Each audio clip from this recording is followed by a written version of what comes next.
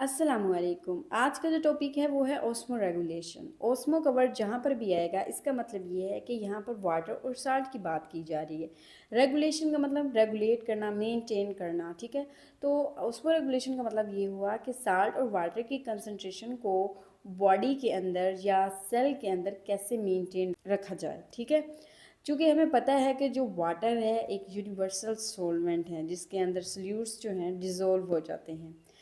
अब बॉडी के हर सेल को प्रॉपर फंक्शन करने के लिए ज़रूरी है कि उसके अंदर वाटर और साल्ट की कंसंट्रेशन को मेंटेन रखा जाए। अगर इनकी कंसंट्रेशन मेंटेन नहीं होगी तो सेल अपना प्रॉपर फंक्शन परफॉर्म नहीं कर सकेगा।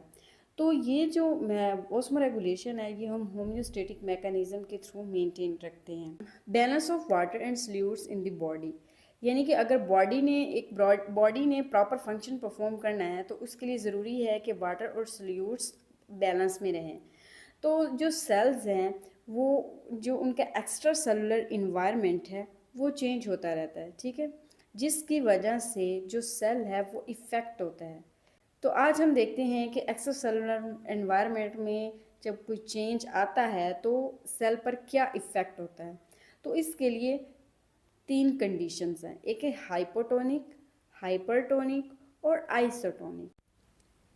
हाइपोटोनिक इन्वायरमेंट में क्या होता है, यहाँ पर हमने एक लिविंग सेल लिया है, ठीक है, और उसको एक कंटेनर के अंदर रख दिया है और इस कंटेनर को हमने कह दिया है कि ये सेल का एक्स्ट्रा सेलुलर इन्वायरमेंट है, ठीक है। एक्स्ट्रा सेलुलर इन्वायरमेंट के अंदर हाइपोटोनिक कंडीशन में क्या होता है, जो सोल्यूशन होता है वो डाइल्यूट होता है, यानी कि वाटर की जो कंसनट्रेशन है वो हाई होती है और सोल्यूट की कंसनट्रेशन लो होती है।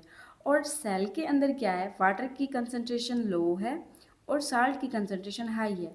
तो ये एक रूल है कि जब भी चीज़ें एक जगह पे ज़्यादा होती हैं तो वो उस तरफ मूव करती हैं जिस तरफ चीज़ें कम होती हैं। अब यहाँ पर वाटर की कंसनट्रेशन हाई है तो वाटर ऑस्मोसिस के थ्रू सेल के अंदर आएगा, ठीक है, ऑस्मोसिस के थ्रू आएगा। और इसके लिए हम एक टर्म यूज़ करते हैं, क्योंकि वाटर जो है बाहर से अंदर की तरफ आ रहा है तो हम यूज़ करेंगे एंडोस्मोसिस, ठीक है, और साल की जो है वो बाहर की तरफ जाएगा। अब यहाँ पर जो है वाटर की कंसनट्रेशन जब हाई होगी तो सेल जो है वो टर्जिड हो जाएगा। सेल की टर्जिडिटी की वजह से सेल ब्रस्ट हो जाएगा। और सेल जो है, प्लांट सेल ब्रस्ट नहीं होता, एनिमल सेल ब्रस्ट हो जाता है। प्लांट सेल ब्रस्ट क्यों नहीं होता, क्योंकि प्लांट सेल के बाहर सेल वॉल प्रेजेंट होती है जो उसको प्रोटेक्ट करती है, ब्रस्ट नहीं होने देती। हाइपरटोनिक एनवायरनमेंट में जो सेल का एक्स्ट्रा सेलुलर इन्वायरमेंट है वो कंसनट्रेटेड होता है, यानी गाढ़ा होता है। इसमें सल्यूट की कंसनट्रेशन ज़्यादा होती है और वाटर की कंसनट्रेशन कम होती है। अब सेल के अंदर वाटर की कंसनट्रेशन क्या है, ज़्यादा है, तो वाटर जो है ज़्यादा से कम की तरफ मूव करेगा। अब वाटर सेल के अंदर से बाहर की तरफ मूव करेगा थ्रू एक्सोऑस्मोसिस, क्योंकि सेल से वाटर अंदर से बाहर की तरफ जा रहा है, ठीक है।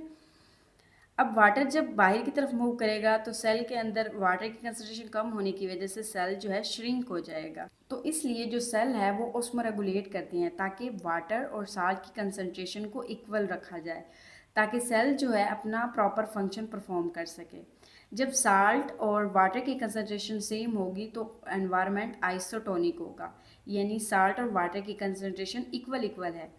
तो सेल जब आइसोटोनिक एनवायरनमेंट में रहेगा तो वो अपना फंक्शन जो है प्रॉपर परफॉर्म कर सकेगा।